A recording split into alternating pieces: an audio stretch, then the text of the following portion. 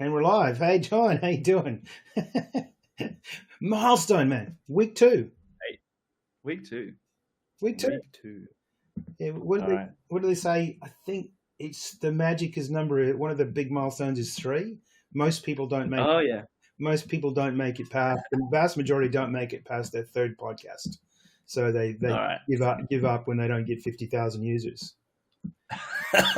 Well, we got 43 views last time, so that's pretty sick, I reckon. I'd have to say I'm pretty wrapped with those numbers. I'm sure they all came from your network as well, because I did 0. I did literally nothing because I went, oh shit, that doesn't quite make sense to my users yet. So I had to sort of, I'm in the widely in the background, sort of tidying up a few other bits and pieces, so this all makes sense to a bit of a bigger story. Yeah. Yeah. Oh, and I want to do a shout out to my sister who did watch the episode, or at least some of it. So thanks, Lana. And she gave you some feedback too, as well. That's the only thing. I think it's the only feedback we actually got. Yeah. Yeah.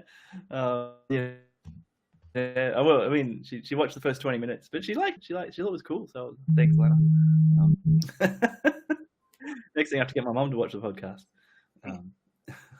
Yeah, actually, I don't think I've even shared it with anyone in my family or told anyone about it yet. I said I'm doing this sort of thing, but I haven't actually done anything sharing. So, hey, anyway, I know we were chatting quickly before we went on air, but I just wanted to share a bit of good news on a personal front. So, talking about sharing with family, I just had another grandchild born. Last congratulations! night. Yeah, so about 5:30, 6 o'clock last night. So, exciting! Oh, exciting! I think we were chatting around that time. Actually, no, we were chatting just before it. Yeah, no, it would have been. It was only about maybe 45 minutes after we hung up. I went over and picked up some stuff for the work because we were looking after the other grandkids, and so I was picking up some food and bits and pieces for them, So good news. Congratulations! All done. Everyone healthy and safe and all that sort of stuff, which was awesome. Can we get a name? Is there a name? Is there Lucia? Lucia, no, lovely. Lucia. Yeah, my daughter and her husband, very Italian, and Santino, Gia, and Lucia. So cool, beautiful. And last name Carboni. So very, very Italian. Yeah. Yeah, sounds like. Anyway, enough of this sort of stuff. John, how was the week? No? How was your week that was? Well, I got a report. I'm feeling a bit crook, so that's putting a damper on this. But I had an exciting week, I guess. Trying to not spend too much time on AI stuff, but get high value out of it. I went down the path of, so if you recall well, actually, hold on. Do you want me to go into this detail yet? Maybe I should hold up. I think we're still in that experimentally how we're going to put these podcasts together. So I know we've got an agenda, but I think we should start off and ignore it for the time being. Yeah, I should ignore the agenda. Yeah. Well, I'll just say that for me, the things this week. So probably the big one was I was going to make this Coles or food delivery app thing that was going to optimize my food, and that was interesting. I did vibe code a Chrome extension. So I've been using VS Code Copilot with agent mode as my main thing. And that was pretty fun. But annoyingly, Coles and Woolworths seem to have these amazing APIs for their business backend. So if you're like a logistics partner or someone and you want to integrate, they have this wonderful library. I think, although I couldn't access it, I had to sign up, but it seemed like there was a wonderful library there, but there was no library if I wanted to be a customer and just wanted to automatically buy a thing from them. I was going to have to basically do a web scraper, I was thinking chuck it into a Google Chrome extension, and so I vibe coded that. But then I was like, that style of well, you should always, try Wizard of Ozing something, or just do the most manual version of the thing before you actually automate.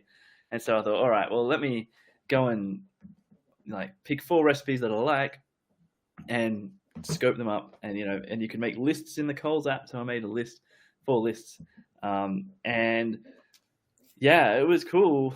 but I realized very quickly I just didn't care about this problem. I just don't really want to do it. So I was like, all right, well, put that down to a bit of learning, and I'm gonna not do that. Did some robot stuff. We can talk about a bit later on, but I think John, I think it's super important with this as well is that I think one of the major lessons about how we're going to interact with AI is not to get too enamored with an idea too early, not look at just because you can do it, that you should do it. And one of the real difficulties, and I think one of the things which we can focus on the fact that AI is probably not going to be that good on it, the problems we're trying to find that are worth solving are human problems. They're feeding into human desires and human emotions and the rest of it. So I do absolutely think it's super important for us to make sure that we're evaluating ideas quickly. I do think one of the things that's super great about the vibe coding is you can actually build something that's sort of around that sort of space enough that you can actually say, hey, and throw it away, you know. And that was it didn't cost me much. Yeah. In fact, it cost me nothing, except for the VS Code subscription thing, but otherwise it was just a bit of time. And that's kind of a thing that I think we're going to find as AIs become more mainstream is the bottleneck's not going to be whether a thing can be done, it's whether you could be bothered doing it. Like, you know, because you still have to do it, you know. And sometimes a niche is one person, but if that person is you and you really care enough, well, that's fine. And I think there's real opportunities for, you know, building those sorts of things that only you're interested in. But look, I do think that you know, leading to something I've done this week is I'm starting to realize that as AI has become more and more a part of my mainstream of what I do, and I'm also experimenting so much, it's become a bit like one of the ideas you and I talked before about streaming services and the costs associated with them, all the SaaS services you have, and suddenly, you know, it's $20 here and $30 here and $40 here. And now I'm finding that AI is just throwing a whole bunch more into the mix in terms of cost. Yeah. And the transactional costs now, instead of being monthly, I'm paying $50 for this and $30 for this a month. The transactional nature of AI is suddenly I'm approving another $50 and another $50. So I went on a bit of a mission this week to look at cost reduction. I've got a couple of things that I've done on that in cost reduction. I'll chat to a bit later, but I do think that's probably going to become a bit of a theme. I'm not saying I'm probably going to expect to spend a lot more, but I'm just starting now thinking about how do I make sure that those are actually delivering value, and I think that's super important as well. It's funny, right? Like, you know, so I was playing with Replit. I should probably cancel that because I haven't looked at it in a few weeks and I don't know if I'll go back, but and Replit's funny where it, like, every time you talk to it, it's 25 cents US. You know, they've got a 5 cent version and a 25 cent version. Right. And,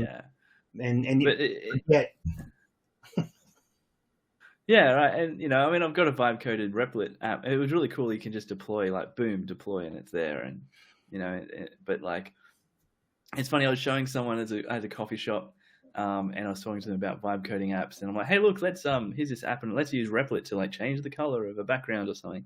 And then I just pointed out to them, by the way, that just question cost 25 cents. And they're like, whoa, 25.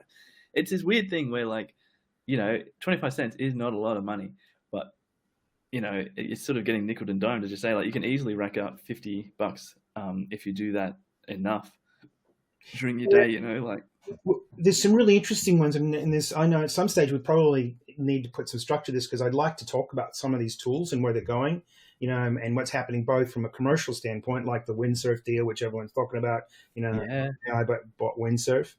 But there's ones like Tempo, which is another, Tempo is a really, really super interesting one. And I don't think you and I have talked about it, but they've really combined a couple of really interesting points. So they've gone deep dived into MCPs. And so you can just connect Stripe and stuff literally by just using the old OAuth, I want to connect, logged into that, boom, and suddenly they're connected. Yeah. And the cost scenario is like the values coming up as well. But the other cool thing that they're doing is not all of the way you're building the app is AI.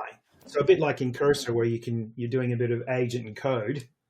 Tempo is really doing something similar, but they're moving the code further back, but they're using things like Webflow, so you can click on an item on your screen, and you can edit it, and all your tailwind styles and color styles. So, like you said, that 25 cents you did to change the background, you could have done in Tempo. You would have done that for free. Yeah, because they're only charging you for the AI computes, not your the manual work the manual work you do by changing those things. So I mean, it's quite interesting, and I really should go and download Cursor, right? Because I know it's currently the world's like I'm a Cursor number one live coding. I live in Cursor now. I'm primarily probably this week to me the big investments. I did certainly a bunch of experimental, but I was doing a lot of vibe coding and the three things N8N. So I was doing a lot around those automated processes and how I could separate that logic processing layer from the front end, and then have a back end, and I could reuse those codes, and I could just dive into the workflows and just use webhooks primarily to connect things together. And that's kind of really interesting. So you're not having to go back into your app code to maybe change your prompts and have to build front ends for your prompts to use AIs to be able to check it and look for sources. I could do that all within the N8N, even though the question that was in the app and the results were coming back to an app.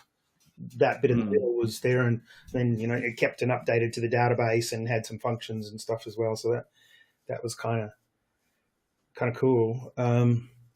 So I focused a lot on those sort of vibe coding different ways, and I suppose the big driver for me is suddenly with Cursor, I started going, oh shit, I used $50. I used another $50. Tell me how it works. What is the pricing model on Cursor? Because I haven't actually. Well, this is really complex, and at some stage we probably should do an episode 100% on cost control. Maybe over the next few weeks we should say here's a whole section on how you actually manage all of these costs. Because with Cursor, you pay I'm on the Pro plan, which gives me a bunch of stuff for free, but I then fall into the mode of, oh no, I want to use Anthropic 3.7 or 3.7 Max for some things, and those are the same thing. It's just like Replit. It's 5 cents or per query. Yeah, and so that adds up. And so then you have these sort of, here's your base. You get all these free bits. You get free slow ones, certain amount of allocation of fast ones, and then all of these super ones you pay for and transactional. So the complexity is pretty difficult. Actually, it reminds me of when AWS first came out. Certainly, and it was you end up having to have a degree in a spreadsheet to try and work out what this application's actually hosting is going to actually cost. And so I wonder, is there a lesson from that time? Like with AWS, that was interesting, right? Like, so obviously cloud computers and computer on demand, and it was, reasonably cheap, although of course not as cheap as running it yourself, but who could be bothered? And it spawned like a lot of jobs in big corporates. I found when I was hanging out in big corporates, like there were a lot of people whose job was to manage the AWS stuff. And I guess what would happen is AWS would, sell some engineer or someone in a company or some IT person, and then they'd stand up a thing, and then all of a sudden that thing got very expensive because, it was whatever, not that well optimized, just trying to solve a problem. And suddenly they'd hire like a cloud architect, and that's a person who, actually understands all the costs of everything. And then the cloud architect starts hiring a team of cloud architects. Next thing you know, you've got this massive, team of like 20 people who are all fundamentally just like the other side of a service provider of AWS. So AWS is just selling a thing, and then the company buying AWS had to have a 20-person team to like be able to extract value from this. Effectively just computers and the internet. And then all the tools would come out of that as well, because suddenly AWS and others were doing tools and saying, price optimization, utilization things. So it comes up this whole bunch of analytic tools that are really driving that stuff as well to try and say, but and like all the spot market stuff, like you could get a computer really cheap if nobody else was using it, but you had to like balance it. They just turn it off on you with like 1 minute notice, so you had to be ready to get off. And that's pretty interesting. I mean, the main thing it was solving though was CapEx. I mean, the reality is that running your own services and all that area might be cheaper, but again, there was a lot of risk. So it was it's a bit like insurance policies. You move a lot of that risk away from the organization, and particularly the CapEx. You go spend $200,000 on a new server, and then you get scaled up, and suddenly you have to go out and spend $300,000 on new, and then $400,000. So, and there were these steps. Suddenly it became just a cost of sale, because you could link it. So I moved it into from the CapEx to the operational. And is there any lesson for us with AI stuff from that? Definitely. Well, I think spawning things about use case. Are we getting ROI? How much is compute working? Because effectively with the AWS, it was the geeks in the IT space, which were the ones who were gatekeeping access to AWS services. Yeah. The issue I see here, like particularly you and your AI, is it's fairly easy for people in a departmental or individual level to suddenly start, using the company credit card to access their APIs, to connect it in and etc. So it'll be interesting. I do think there's definitely going to be experts out there who are going to start to say, well, here's how you balance it, and spend more with us instead of spending so much across all of these different services. So there's definitely some lessons to be learned here. So there will be middleware people who are just basically saying, I can save you money and nothing else. Yeah. I mean, like, because there are certainly like lots of AI like backends, I guess. Like, for instance, DeepSeek came out, and that was notable because it was a highly capable model at the time, but it was much smaller, and it was almost able to be run on a local computer. No, I run DeepSeek on my own machine, on my Mac Mini. So I run it locally. I must admit, I don't use it as much as I should, but I've started now focusing on this price saving, and I'm going to definitely reuse it. So I ran it up and started to use it. Yeah. And because in some sense, they're all very commodified. Like, even though you obviously know if you have more weights, more parameters, like higher number, you get better. But do you really need that? And I think that the big lesson I've seen from my dabbling in AI stuff has been, context is king. And I reckon that if you can give the right context, even a not as smart large language model can probably achieve like a lot of what the big ones can. John, worth having a look at one of the things that Cursor does. They have you can select the model for each query, so you got to drop down to select it. But the default position is auto. So auto does is Cursor itself will give, if you stick it on auto, it's cheaper to run because they'll actually look at the complexity of what you've put forward. They'll switch between the different models to maintain the cost. So you're already seeing some of this cost situation being covered by the wrapper layer. And I think there's definitely going to be more of that. I mean, have you played with do you use OpenRouter at all? OpenRouter, like the for your networking and stuff. No. OpenRouter is an AI aggregator. So you have one API connection through there to OpenRouter, and you can then switch and use use virtually anything. So you would be quite easy then to start to say with OpenRouter, you can actually say, this query here, pass it through the same API, but carry a package with it, say use DeepSeek free, and you have to run all those models. And now that I think about it, that's probably a good reason not to bother running my own DeepSeek model, because they have a number of the free models that are actually free. So you just run it. So there's no compute cost or something on any of them. Do you think like how subsidized are we right now from the VC capital into AI? Like, do you reckon, like, is Replit, when they charge me 25 cents, is it actually costing them 50 cents for that same action? Or is 25 cents actually more like what the ultimate market price for a complex AI query is going to be? John, I think from my standpoint, I go back to that other thing. I think they may be subsidized at the moment, and it may be as much as you're saying, 100% of the 100%. So they need to double the prices. I think probably most of that's being borne at the model layer as opposed to the middleware. So the Replit guys and those are probably making profits or close to. I do think, as I said before, we're relying on the fact that compute cost is going to come down as need for it, as growth goes there. So it's a bit back in the early PC computer days. Every year everything would, computes would double. Moore's law. Wasn't that a crazy time? Yeah, Moore's law. I remember, I had a Pentium 2 and I was like, yeah, this is sick. Pentium 2. And then there's a Pentium 3. I'm like, oh my God, I'm terrible. I need a Pentium 3. And suddenly a Pentium 4 comes out and it's actually like a room heater. And it's got 4 gigahertz clock frequency and we're all losing our mind over it. Yeah. Crazy days. Yeah, crazy.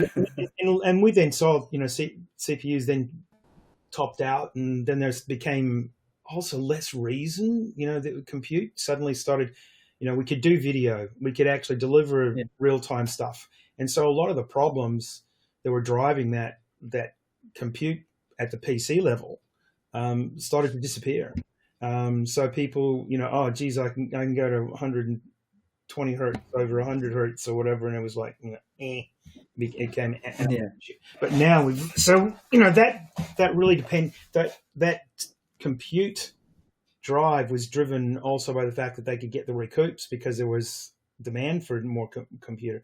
I think we're back in that stage now where we are seeing, they're definitely at a commercial level, not just at an R&D level, where breakthroughs, and we've seen some significant ones by moving away from CPUs to GPUs and specialist PU. And TPUs. And alphabet PUs. Cool. So we'll see that again, but I do think there's no question cost is there, because I'm even contemplating at the moment. I've got these, the top line ones from X and OpenAI and Anthropic have all got their $150, $200 a month fees. And when they first came out, I said, "Oh, that's ridiculous." And I've been there with we have a couple of those. Maybe it's going to be, maybe it's worth it. But I do need to deep dive it for sure. I've got Go, John. I've got something else which I did. I don't know, that mentioning Grok just reminded me of something else I did with AI this week, which was surprising. So, as I told you, not on the thing, but I'm trying to make a proposal for humanoid robotics, and I'm sort of putting that together as a sort of another thing I'm doing. And the guys I'm working with are really into AI, and they're using ChatGPT. And so at one point I pitched my idea to ChatGPT and asked it to be a critical, be critical and tell me, whatever. And it was okay. But then I was like, yeah, all right. And I gave it to Grok. I couldn't give it my video, but I gave it my slides to Grok, and I said, because I was thinking about pitching to mining companies. Like, imagine you're a mining executive, you don't have much time. You're here to hear this pitch. What do you think? And oh my God, it really properly roasted me, but with quite good, like reasonable feedback. And I was like, oh yeah, that is fair. Like a mining guy would probably think like that and might say those things. There's no question. Grok is good at that stuff, and it's definitely got a little bit more sass. So you end up getting expressive responses that you don't get so much in particular ChatGPT. Anthropic tends to be a little bit in the middle. and I do find I'm moving between all of them, which is hence one of the reasons that I'm now trying to say, can I really justify having Gemini, Grok, Anthropic, ChatGPT, and Perplexity? I mean, do you use Perplexity much? I haven't used it at all. Oh, really? It is without doubt it took me a little bit to get used to it. I don't search on Google anymore at all. Virtually none. I mean, and so if I just say, if I want to know something, I don't even go to help documents for particular programs I'm working with a lot. I'll just go to Perplexity and say, I need to find out where the goddamn API key is for Superbase for my personal token. And can you write that as a step-by-step how-to or something like that? And it gives me the answer. It goes and searches that and Reddit and stuff, and then says and come back and I go, okay, and I go boop, boop, boop, and it follows and creates a little how-to response. No way. Yeah, I want to use it now. All right. I've logged in. It is one of the best $20 a month. $20 a month or whatever I spend on it. And yes, I could sort of do it with ChatGPT now that they've got web search and use deep research and all those methods. But Perplexity is just good. It just does it really, really well. You can publish the result as well. I run it. I've actually got the desktop app as well, and I've got it on my mobile phone as well. And that's so good. I mean, it is one of those applications. Better search. It just if I've just got a question that I need to say, and I know that the driving force of that answer is coming from the internet, Perplexity is a really good place to go. And the other advantage is they'll write this document and it gives all of the links to where it found it, so it breaks it all down. In fact, some of that stuff, I think you might have seen some of the wiki documents I was doing in ClickUp.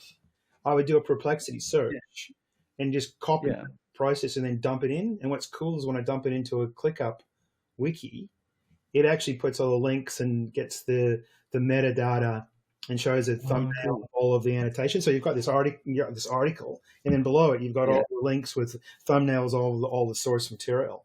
So it becomes really beautiful, really quick. Nice. Mate, do you want to jump into these MCPs and stuff that I'm doing? Because it's sort of crossover where I'm doing savings as well. Yeah, I want to hear about it because do you want to? I hear about MCPs. Yeah, or do you want to cover off that stuff you're doing the robots? I'm really keen on telling a little bit more about how you vibe the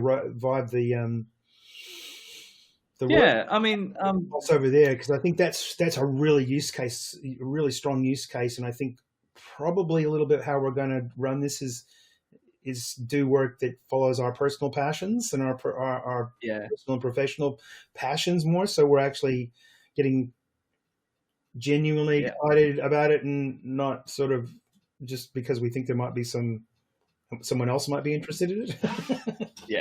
100%. Yeah. Well, I've got it on my Mac here, which I don't think I can share easily. So maybe I'll just describe the process and why I thought it was cool and what even it is. I have a kind of little robot that I'm working on in Game City, which is a coffee shop in Perth City. And I'm trying to do a ROS2 upgrade. ROS is the robotic operating system. And, much like if you remember Python 2 to Python 3, they've had another kind of similar kind of split between ROS1 and ROS2 with like the upgrade path is just annoying enough. And the payoffs don't quite seem fully there for people to want to upgrade. But much like when Python 2 went end of life, end of this month, ROS1 goes end of life. So, you got to get on it. Anyway, so I've been doing this ROS2 upgrade for quite a while. And one of the things this robot has is it has this little OLED screen, which is, controlled over I2C, just like a little wire communication protocol. And I had a ROS1 communication node it was really helpful because you want to turn your robot on, you want to know it's helpful to see something that tells you that the ROS system has booted up and maybe what your IP address is, maybe what your battery levels are, without having to like try and SSH into your robot or whatever. So it's pretty helpful. But it was in ROS 1. And so I was literally, after, I guess, feeling a bit of a fail with the Coles app, I was like, I'm going to do something with AI this week because I had to talk to Kev about something. And so I was in bed on Saturday night. Was it Saturday? Maybe Sunday. Anyway, I was in bed one night and I'm like, I'm just going to see how far I can get just by AI vibe coding. So I was using VS Code. I had the VS Code Copilot paid plan. And they've recently, I think they've just brought out the agent mode. So you can click down to agent and then you can describe what you want. And then it'll actually sort of do it for you, a bit like how Replit works. And I guess the process I tried, and because I've been watching these people do it, I basically started out. You can use just much like Cursor, you can choose the AIs you use. So I asked for a Claude 2.7 thinking, I think one, and I said, "Hey Claude 2.7 thinking." 3.7 thinking, yeah. 3.7. Okay, sorry. I was like, "Hey, can you give me a plan for taking this ROS 1 package to ROS 2?" And I was like, "Yep, sure. Here's the plan. La la la la. Phase 1, step 1. Phase 2, step 2. Yeah. Okay, cool." And then I made a new chat, and then I just kept making new chats, referring to my little plan document, and then saying, "Okay, let's do this step. Let's do this step." And I was basically kind of 10, maybe 11 at night or something. So I'm not really paying too much attention, kind of half just, doing whatever, watching TV or something. But yeah, it worked. It eventually, obviously probably one thing that happened is I'd asked it to do a thing and I set up a ROS 2 scaffold, the package and all the your bits and bobs. And then I was like, okay, cool. And then I looked at it and I was like, it's empty. The structure was there, but it had basically left big empty space for the actual code. And I said to Angel, "Hey, this is empty." He's like, "Oh yeah, good point. You've identified that it's empty. Let me fill that in for you." God damn it. I know you're anyway, so just new to it, but everyone who's been vibe coding and doing this stuff will have 1,000 stories, very, very similar stories. Yeah. Yeah, right. Oh man. Anyway, but so I went, okay, cool, and then started filling it out, and then you compile it.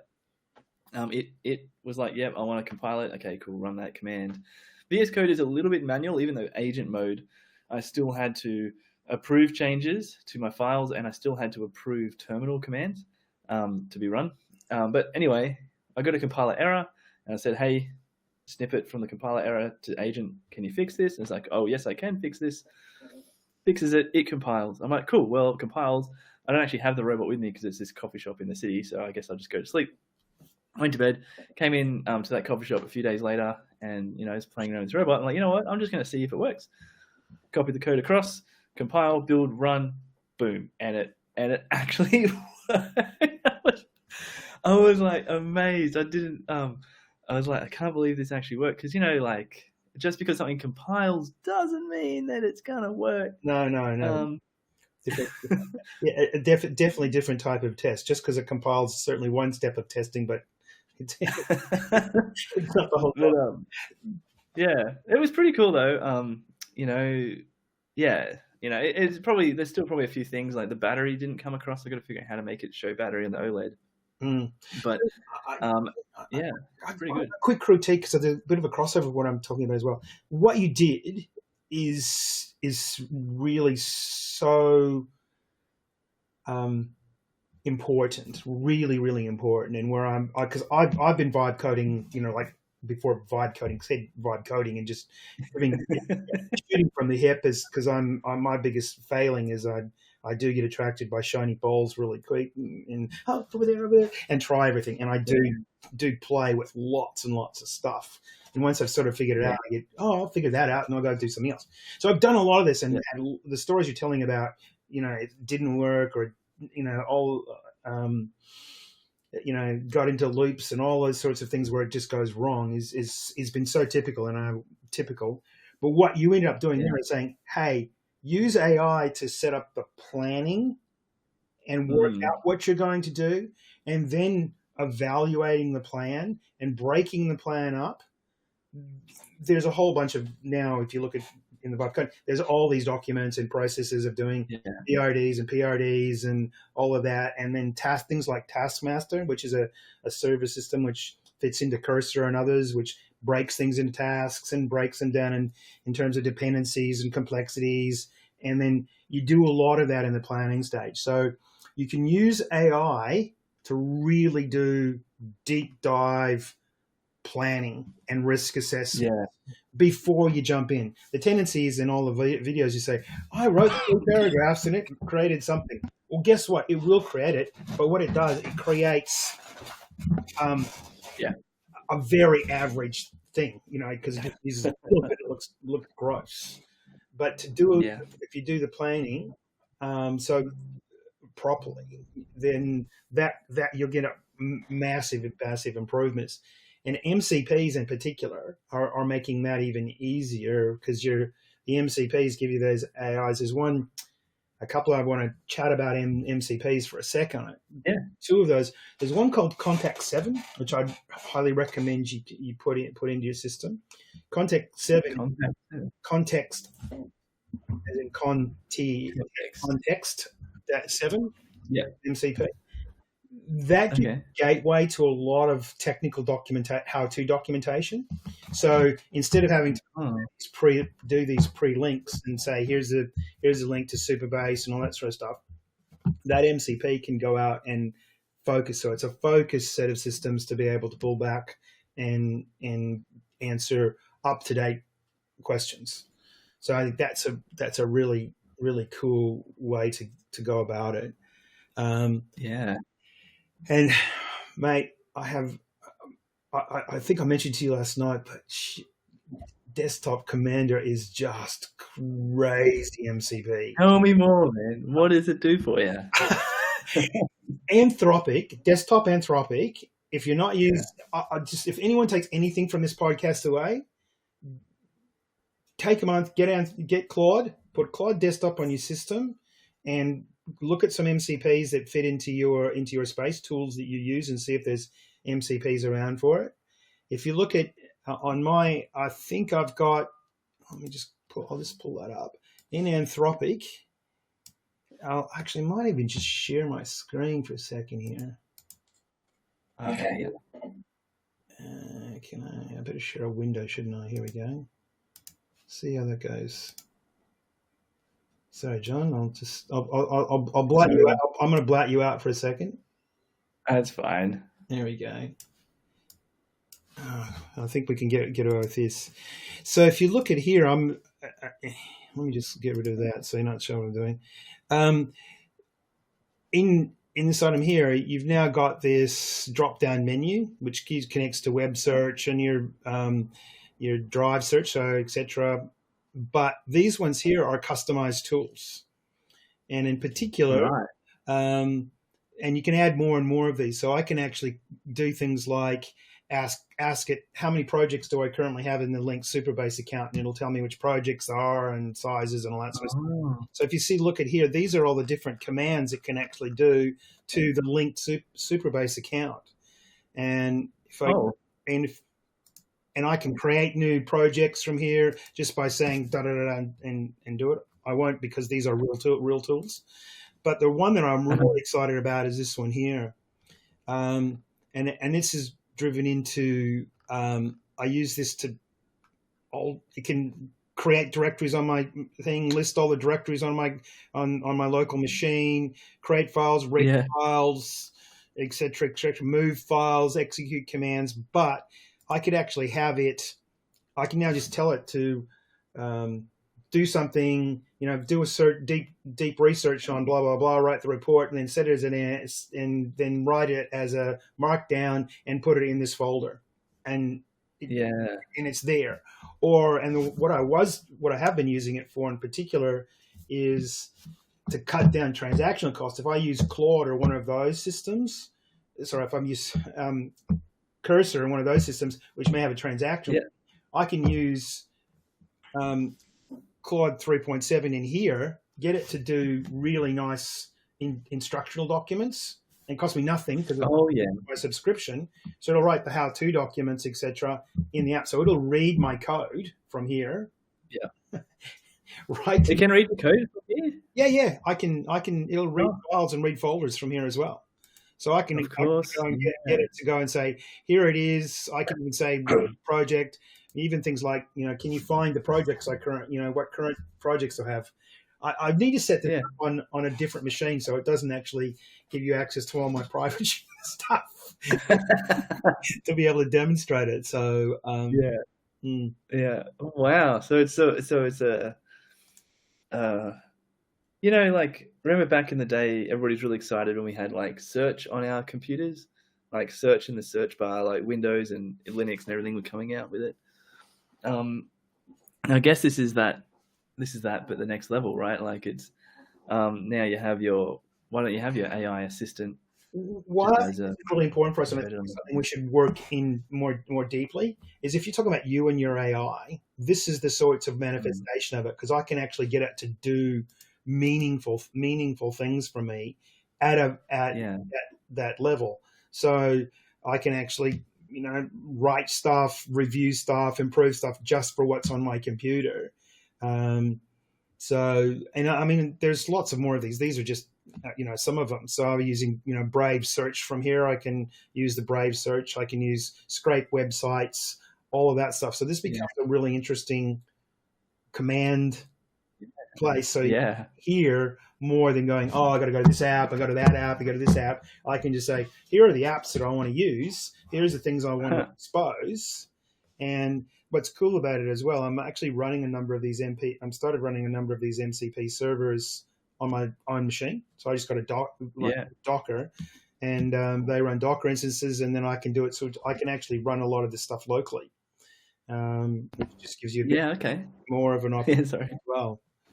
So look, it's kind of interesting. I'll keep you up to date, but at the moment it's looking super exciting. So even things like just doing Git commits and stuff as well, I can do it from here and go, that project there, can you just update it to Git, or pull Git down into a directory? Yes, I can do it elsewhere. I can do it within Cursor, but there are times that I just want to have my Jarvis, my assistant, and as you say, I also use Super Whisper.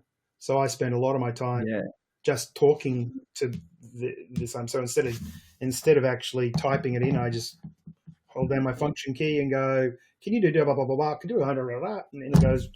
Yeah. So anyway, interesting stuff. Oh, wait. What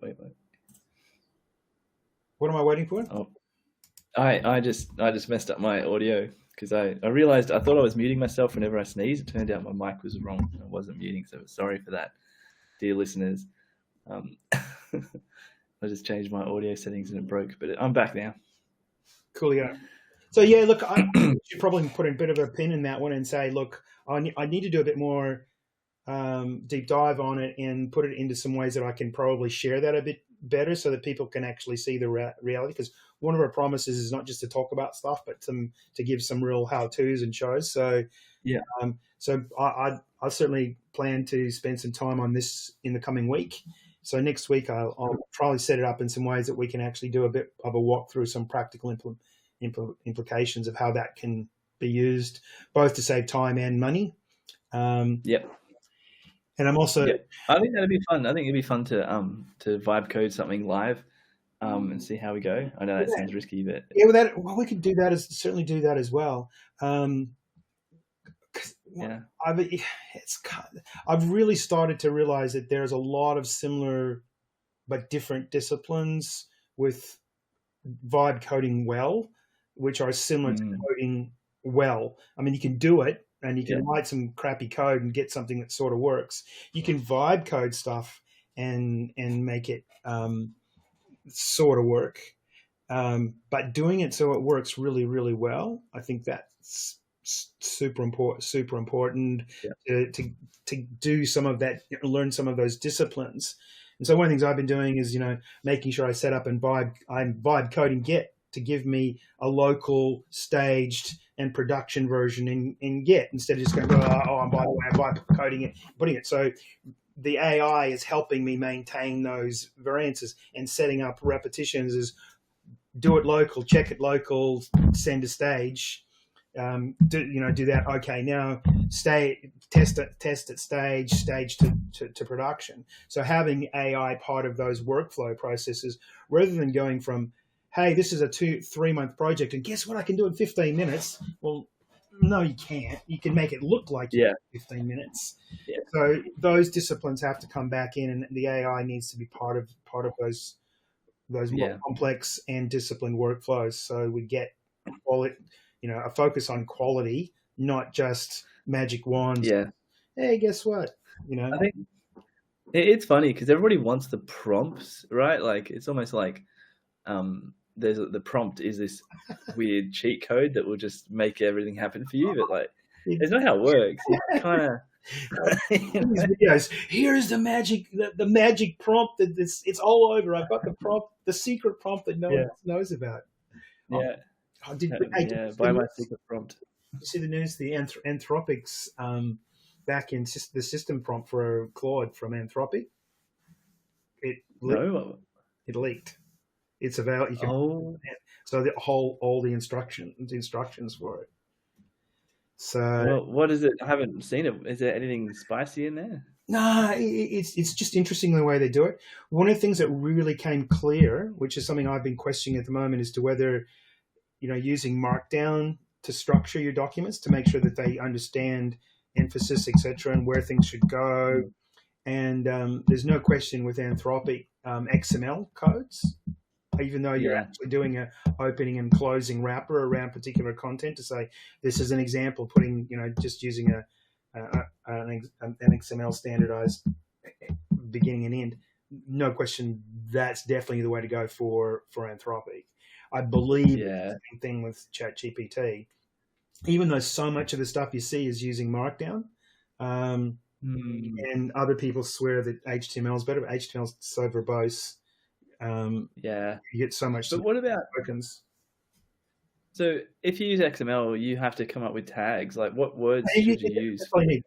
It's super simple. All you're basically doing it's pseudo XML. An opening tag. It's less than back. Oh no. And then so those tags doesn't matter what you're not looking for any set standard. You're saying example, header, goal, approach. Rule, and you call them whatever. Because obviously they know what the meaning of. They know to some extent the contextual. What the meaning of the word. The meaning of a word is. They know the contextual utilization of the word. So the intent. So. But that gives them an ability to say this block of text between here and here, its focus is it's an example. It is not a command. Yeah. This is what I want you to do. This is here's your tone of voice. Here's your goal. Here's your writing style. Whatever those things you're looking to do, you can segment that stuff and make it much more appropriate.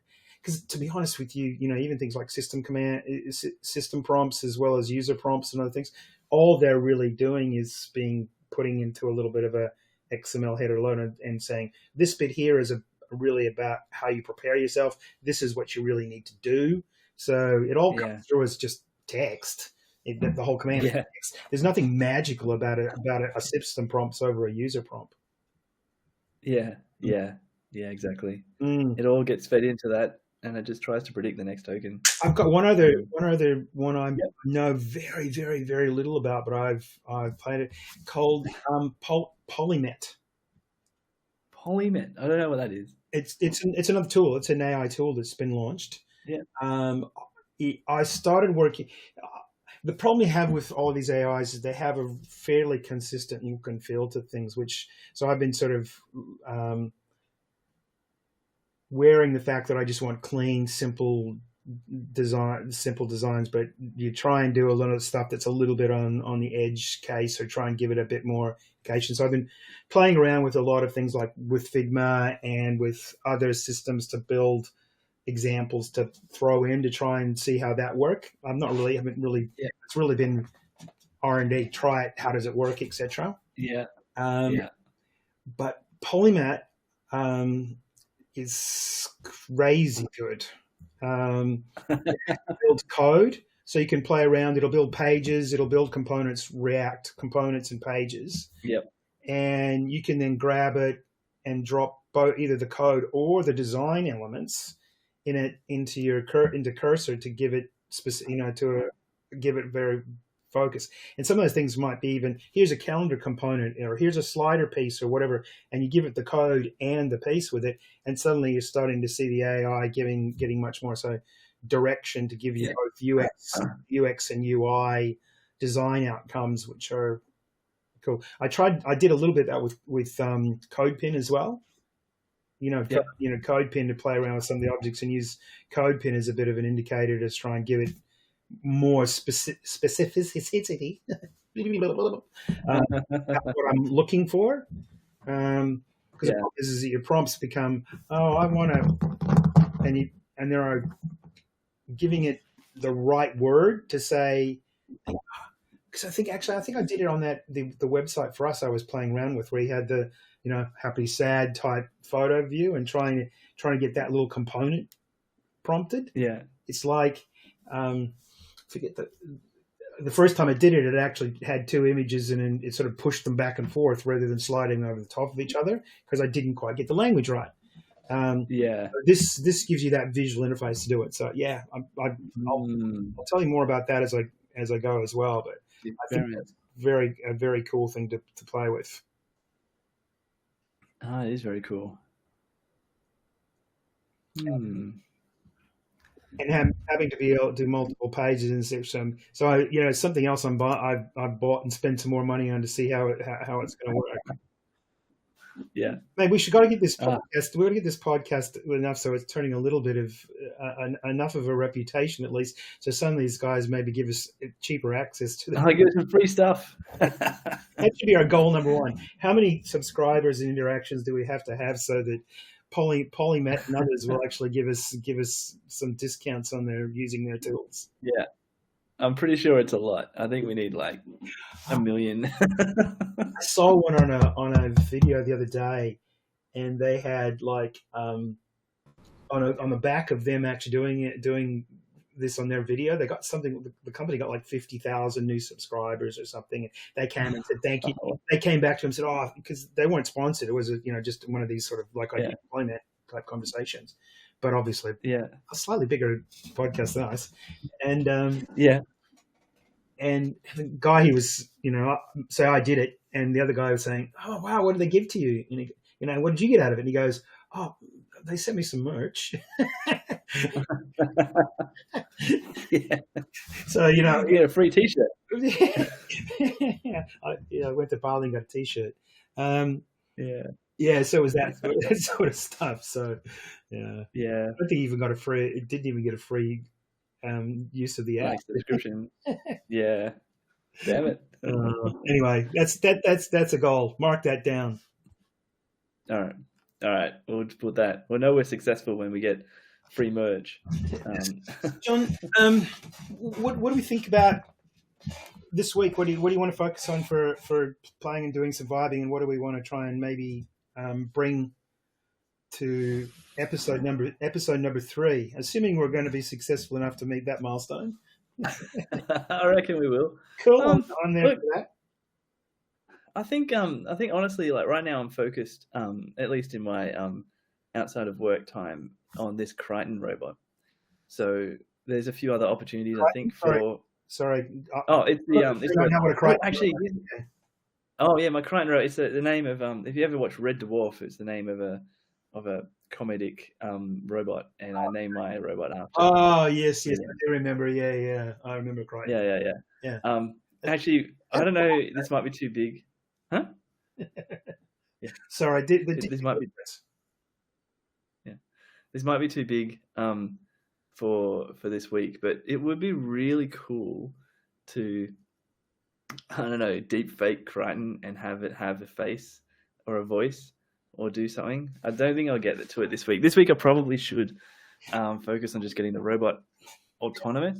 John, I would like to make some notes of some of those things like, hey, it'd be great if we could do that, because I know from my standpoint, I've spent the last couple of years playing with this shit a lot more than you have. Yeah. and I come and say, oh, you could do it with this and this, and here's this tool, here's this API, and maybe find a shorter way to home. Yeah. And I think it'll be worth leaning into all of those useless time I spent playing with some of this stuff to show you, because that some of that sounds pretty straightforward. Yeah. Okay. Because it would be really cool. Like, when I set up the mapping, it'll have waypoints inside the coffee shop for it to move.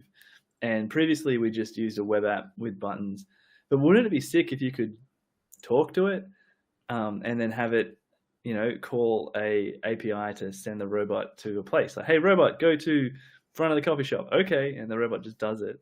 Mate, I don't think we necessarily get it in a week, but if you could certainly probably do it over part time, probably maybe under 10 or 12 hours. Half of it would be a planning phase, and the other half would be maybe an execution of at least a proof of concept, not MVP, but a proof of concept. And you might not do it the most economical way, because you'd lean into a few of the bits that you're probably not paying optimally, but there are ones that you could slice out once you got the proof of stuff done and see what's there. I know we talked about that voice of God thing, where you can maybe put a speakers in there, and it'll speak back to you. Here's your coffee, sir. Crazy is those things are just not. I mean, they're really just there. Absolutely, just there. Mate, I'll tell you. For me, I'd like to do one. I'm going to do some stuff on the MCP thing, but I'm also going to. I'll also going to do some stuff with this journal type thing we're talking about, the Wish It thing this week. I really want to try and focus on providing an AI tool that helps people focus on the things that they really would like to happen, or the things that are really upset them, and in turn, are the problems today.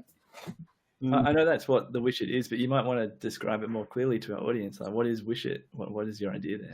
Look, back in the day, I studied a thing called industrial design, and one of those areas was about lateral thinking.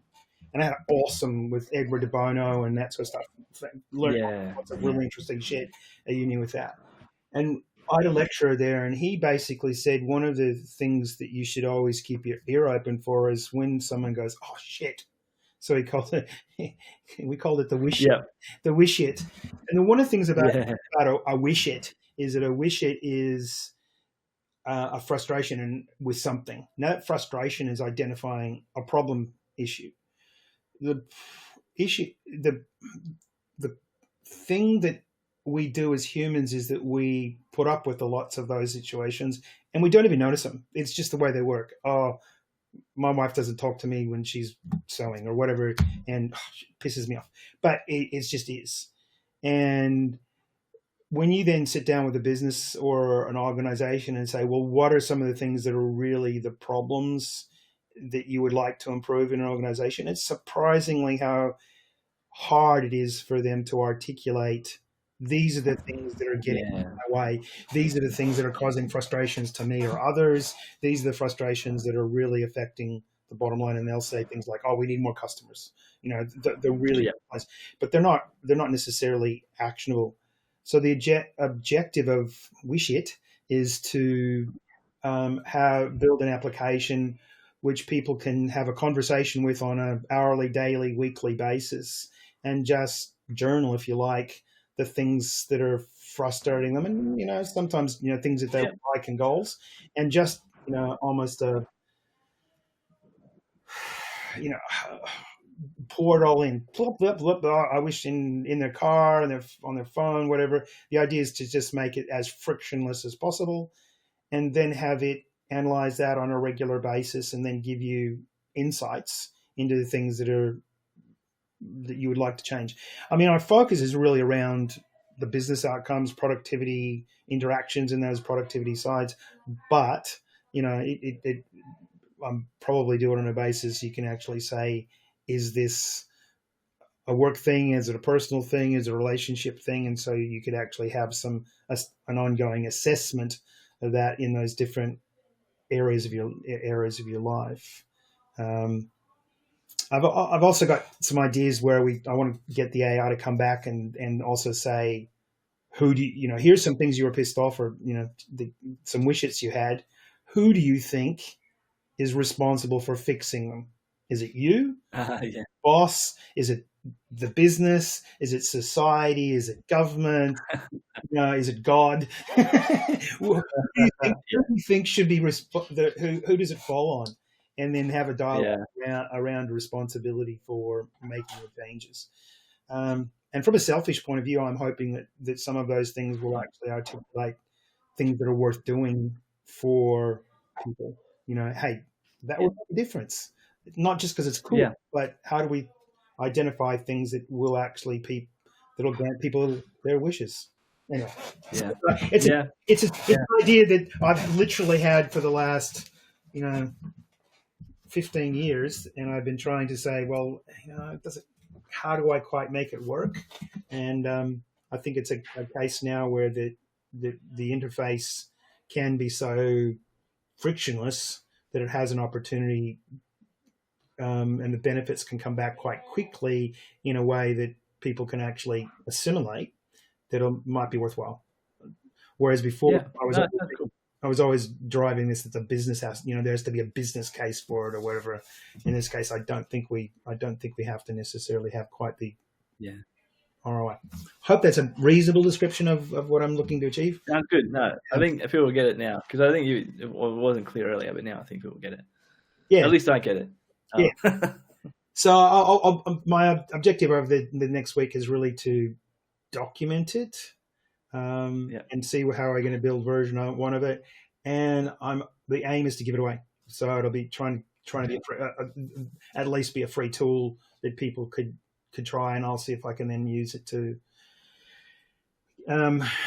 gain some insights, and then maybe do a freemium model where someone might be able to have to help me cover the compute costs, AI costs, with the premium version. We'll see how we go. But I think it's interesting. So anyone agrees or disagrees with me out there, that'd be great to get some feedback just on put it in the comment. But I'll definitely be sharing the some sort of plan sort of at least a BRD, maybe a PRD type approach to it, with a bit of a pitch deck of some description by this time next week. Awesome. Sounds good. I can't wait to hear the pitch. Well, I'll also make sure it's downloadable so people can grab it as well. Very good. All right, we're over time. I think that's it for today. Yeah, well, I think we're right on time. Actually, we started early, didn't we? Yeah. So, John, see you later. See you, everybody. See you next week. Hopefully. Yeah, absolutely. See you next week, and hopefully we're at least a little bit better than we were last week, and next week next week might actually be worth it. It's already worth it, man. What are you talking about? It's already worth it. I find that I do find being too hype. Yeah, this is great. You're going to get lots of value at it. Really hard, because I think we're way from being able to claim that stuff. But it's been a lot of fun. Enjoying it anyway, John. I hope you are.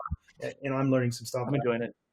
And I need to learn to talk less and listen a little bit more, because I'm really keen to find out a lot more about the robotics and AI overlap. So give me some triggers. Cool. All right. We'll have to have see you next week, everybody. We'll have a catch up with and see your robot service a coffee.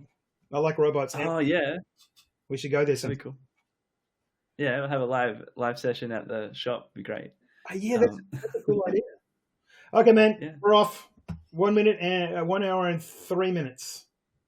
Done. Ciao. Ciao.